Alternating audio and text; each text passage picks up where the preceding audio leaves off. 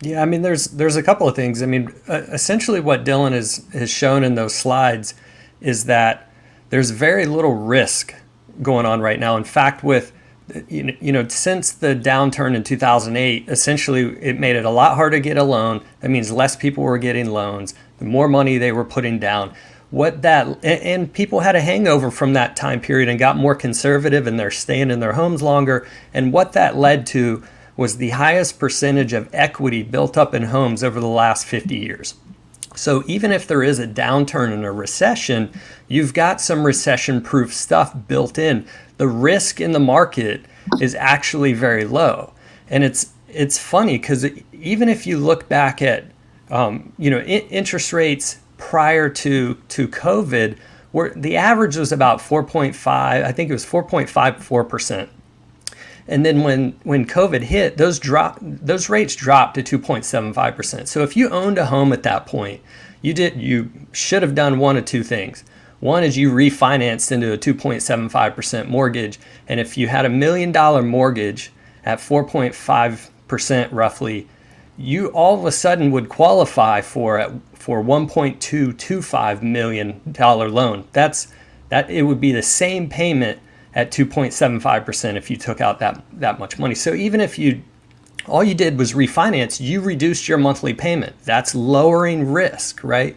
This is a part of the reason why I don't feel like we're going to have a recession is, people that were moving they sold their home and moved across the street or moved to Hawaii, moved to Zoom towns, which that's what the pandemic created, was a reassessment of their lifestyle, and interest rates dropped to make capital extremely affordable. So if you moved, you sold your home where you had $1 million mortgage and you were getting $1 million mortgage 2-3 months later when you were buying in the new destination, your house payment was actually less, right? So the risk component in the market, actually, it's not that high.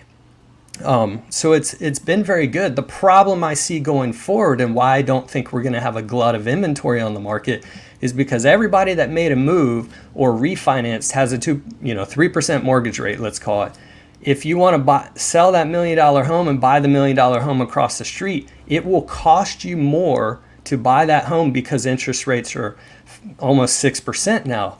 The cost of your mortgage payment would go up. So you have a financial disincentive, you're financially disincentivized to make that move at this point. So you're going to have more people hold in place, meaning you're going to have less inventory coming on the market.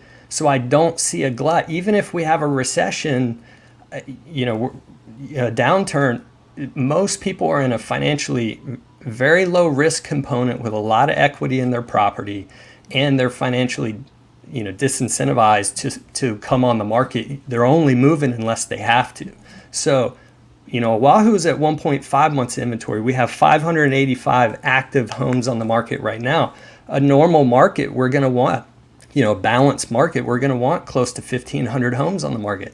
I don't see us getting there because of that disincentive, the disincentive because of low interest rates. It's the golden handcuffs. They keep you in place, right?